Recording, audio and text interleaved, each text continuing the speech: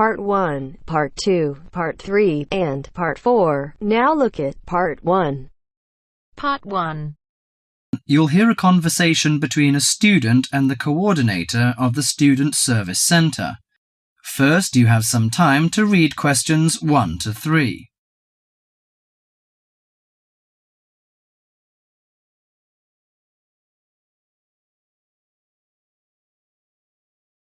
Now listen to the conversation and answer questions 1 to 3. Hi, sit down please. How can I help you? Thank you. I'm a student in the sociology faculty. I'm coming to ask for some information about renting a room in the college or near the campus. My name is Sarah. Yes, Sarah. How long have you been here in Sydney? You are not new, I suppose. No, I'm in my second year. I came to Sydney 18 months ago from Korea. Where are you living now? I live with my aunt in my cousin's room. It's pretty nice to live with my relatives, but unfortunately my cousin has finished his term and is returning from Britain next week. I have to rent a room for myself. Yes, it sounds a little unfortunate, but I suppose it's a good chance for you to have a deeper understanding to real world. I hope so. Well, what sort of thing are you looking for? What we provide ranges from shared flat to homestay. And of course we have houses with gardens if you like. No, the house with a garden is obviously out of my price range. Shared flat is not bad, but I prefer a homestay. I enjoy the feeling of living with the family. When do you plan to begin the rent? Next week, you just said? No, my cousin is arriving by next week, so I hope to move out by this weekend. This weekend, okay. The main area we deal with is around the university. Around the university, aha. Do you have anything near the northern gate of the university? You know, the sociology faculty is near the northern gate.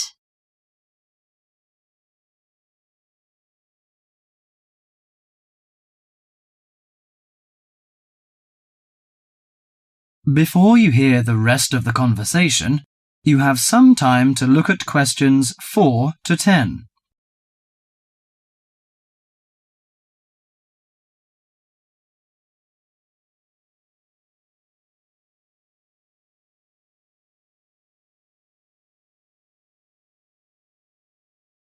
Now listen to the conversation and answer questions 4 to 10. Yes, what sort of price are you thinking of? Well, could you give me some idea? You know, I have no experience of renting a room. I don't know what price is reasonable, but I hope it's not over $300. I see. Usually the homestay ranges from $180 per month. Only $180? Yes, to $350 depending on a number of different factors. What does it depend on? Well, obviously the quality of the house, the facilities and extra services. Oh, I don't care about the quality very much, as long as it's clean. As to the facilities, I want the room with a separate bathroom. Kitchen isn't a necessity, because I don't want to cook by myself. I hope to have meals with the family if possible. Okay, let me check the files. Yes, I think this one might suit you. It's a family house with 2 vacant bedrooms. How about the owner of the house? I mean, is it a family or... According to the file, it is a retired lady. She wants to find college students as tenants. That's great. What's the condition of the rooms? The bigger bedroom is furnished and with a bathroom, and the rent is $320 per month. The smaller one charges $250. It is furnished too, but without bathroom. Oh, $320. It's a bit out of my range, but I think I prefer the bigger one. How about the meals? Well, the rent includes breakfasts and suppers. No lunches, however. You have to buy your lunch. That's no problem. I usually have my lunch in the college cafeteria. And that doesn't cover the water bill and electricity fee, but the laundry is included. Fine. Could you tell me the address? Yes, it's on 323 West Park Road. Let me get that down. 323. Okay, It's near the university. So, when can I have a look at the room? You know, I'm a little pressed for time. The file says the landlady is in every afternoon. So this week, say, Friday? Oh, I'm afraid I can't make it then. I have a lecture on Friday afternoon till 5:30. How about Thursday? OK, that's fine. Would 5 be OK? Yes, fine. Just come here. Yes, here in the student service office. Oh, before I forget, before moving, you have to pay 1 month's rent in advance. Really? Oh, I didn't know that before. Could I ask why? As the deposit. You know, in case you damage the property or move out without giving notice. Usually this doesn't happen, but standing in the owner's shoes... Yes, I understand it all. So that's $320. OK, I'll take the money if I'm satisfied. Well, a word of advice. Don't forget to get a receipt when you pay the deposit or rent. Yes, thank you so much. That is the end of part 1. You now have half a minute to check your answers.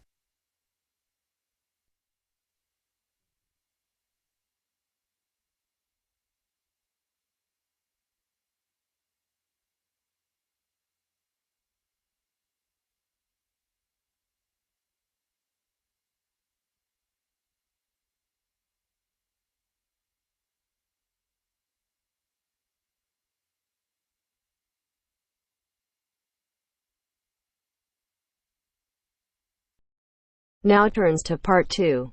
Part 2. You are going to hear a talk about Bell College. First, you have some time to look at questions 11 to 17.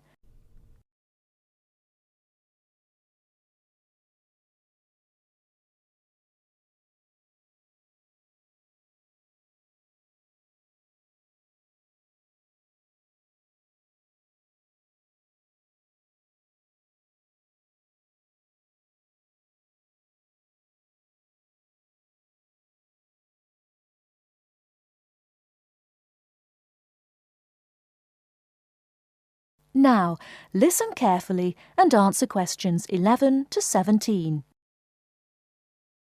Welcome to Bell College. The aims of the college is to foster the growth of international understanding through the provision of a high-standard educational course. Second, the college is based in a residential setting for adult students from abroad. And last is to make a positive contribution to the development of teaching English as a foreign language. Bell College is one of a group of schools run by the Bell Educational Trust, a non-profit-making educational foundation. The college offers an attractive environment for study and leisure for students aged 18 or over. 160 students live in comfortable single and twin study bedrooms on the campus, and a further 70 or 80 with carefully selected local families. The excellent common room facilities in the college are matched by the extensive gardens and sports fields.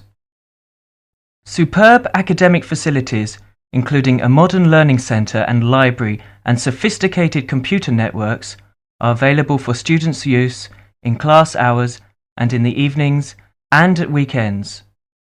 A wide range of courses is offered in 3 areas: the main English programme, teacher training, and English for specific purposes. The teaching staff are highly qualified native speakers with wide experience of working in schools, colleges, and universities in many parts of the world. Living in an international community of 30 or more nationalities is an important part of the Bell College experience. Before you hear the rest of the talk, you have some time to look at questions 18 to 20.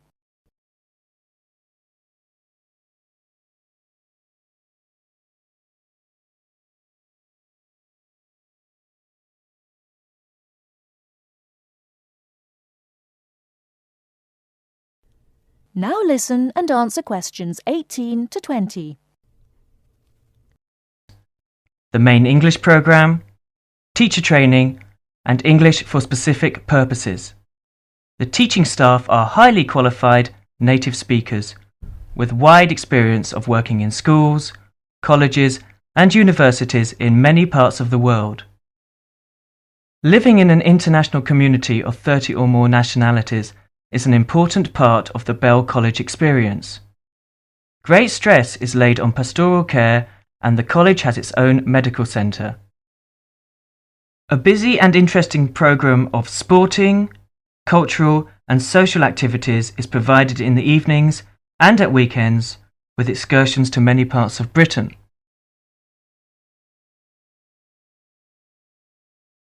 That is the end of part 2. You now have half a minute to check your answers.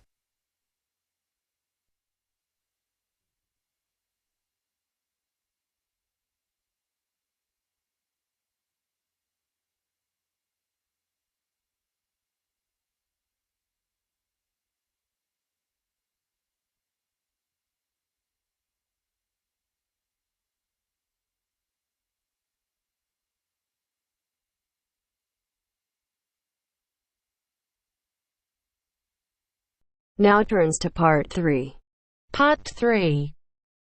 You are going to hear a series of lectures on Irish culture. Listen to the first part of the lecture. As you listen, complete the notes below. First, you have some time to look at questions 21 to 24.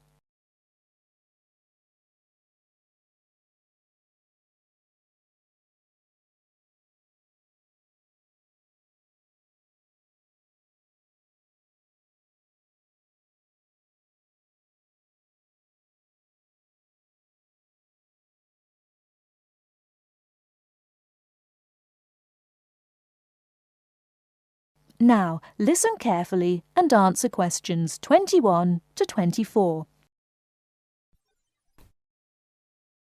River dance is an expression of modern Irish culture, but it is based on a culture which had its golden era from the 6th to the 9th century. Before that period, Irish culture was oral and based on a love of complicated stories and poetic styles. But in the 6th century, something wonderful happened. Writing was introduced by missionaries. From then on, the culture of Ireland began to develop in ways impossible before and had considerable influence in Northern Europe in the period up till the 9th century. With the invasions which began in the 9th century, this golden age collapsed and there never was any real recovery. There were no wealthy kings to sponsor the poets and scholars, so the tradition survived only in a form which the peasants liked. Before you hear the rest of the talk, you have some time to look at questions 25 to 30.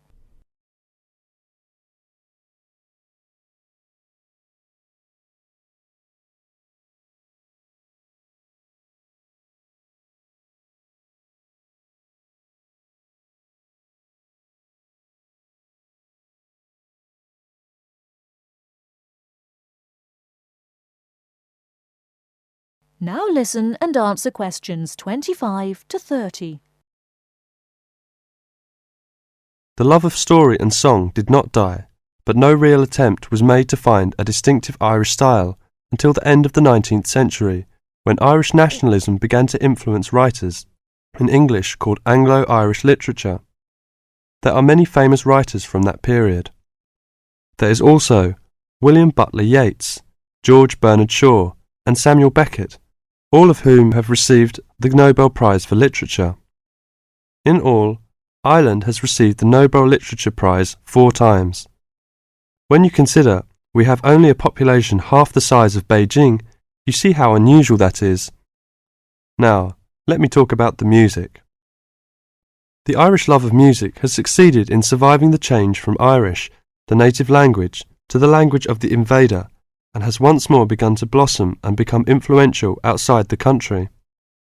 Irish music was reduced to being the language of the country people and was dying out as people moved to the cities. Young city people did not want to listen to peasant music, although we were all told it was important.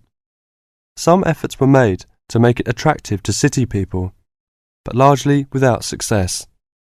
More recently, this has begun to change, and since the 1980s has taken off. but modern Ireland has been looking for more than just a revival of traditional music. Many of the most famous popular singers in the world are Irish: U2, Enya, the Cranberries and many others. There are 10,000 people employed in Ireland in the music industry.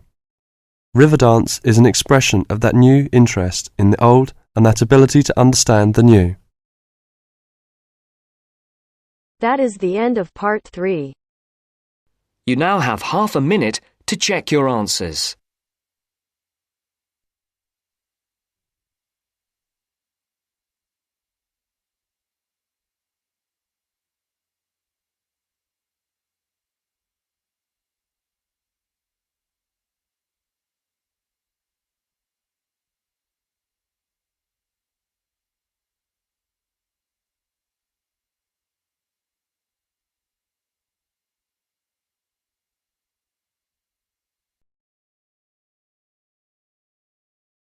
Now turns to part 4. Part 4.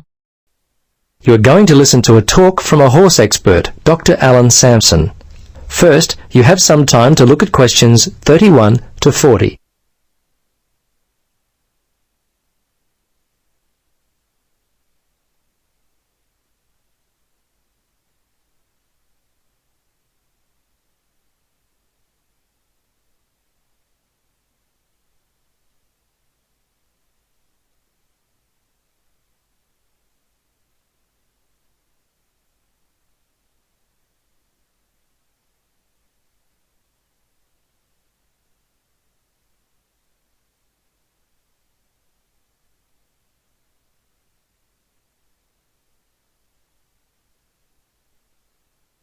Now listen and answer questions 31 to 40.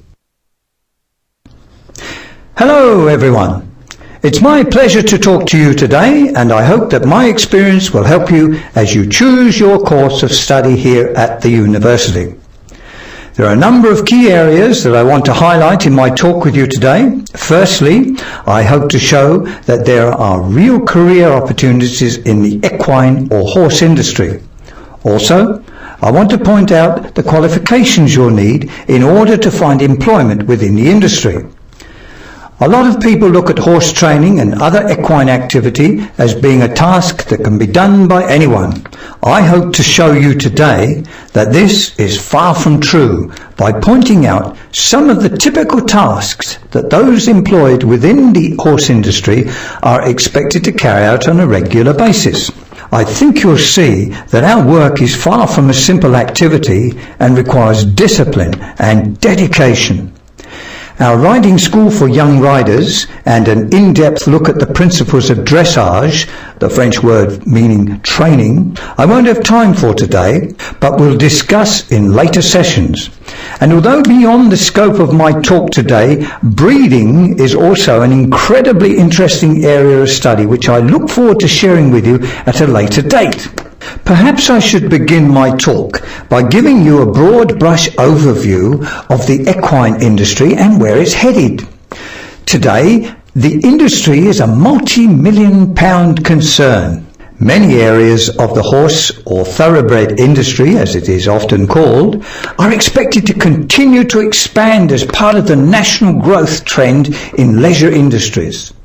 The large investment of the Middle Eastern countries in the 1980s and the more recent investments from the Japanese has had a large influence in the development of the current strong market for both racing and breeding stock here in England.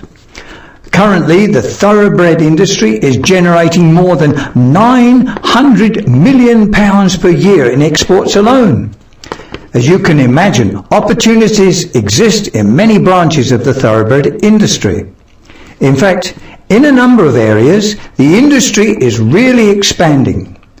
Here in England, around 50,000 people are employed in the primary equine industry and a further 20,000 in ancillary industries. Of course, as with all other industries, practical experience is essential to prove ability and commitment.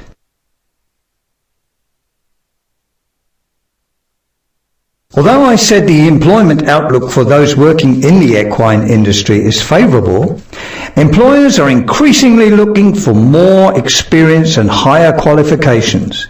Individuals intending to take up study often ask me which courses I recommend. Well, there is a good selection of courses to choose from. Personally, when I began in the industry, I enrolled in a part-time certificate in equine management course. It's a good way to gain a general overview of the industry, but offers only minimal career opportunities for graduates. The Bachelor of Equine Science and Thoroughbred Management courses offer a more in-depth look at specific learning areas. Horse riding theory, grooming and saddling are covered, as well as the more scientific areas such as the history and characteristics of breeds, my current area of research, as well as such topics as anatomy and safety in horse handling. From this degree, students can choose to undertake postgraduate studies. By far, the two most common employment areas for university graduates within the equine industry is equitation, which is, by definition, the act or art of riding a horse, and horse training and management, which involves such diverse activities as instruction, stable upkeep, and horse show entries. For those of you looking for long-term, secure employment within the industry, I recommend undertaking some kind of educational coursework. These days, just to be a stable hand, job seekers are presenting with college certificates, which are increasingly becoming the minimum level of education. Working in racehorse stud management, grassland management, and equine exercise and nutrition requires a Bachelor of Science, and no longer will the bachelor's degree suffice when it comes to specialised equine health and research. Only postgraduates or PhDs are now finding employment in these kinds of areas. I'd now like to take a brief look at the degree to which... That is the end of part 4. You now have half a minute to check your answers.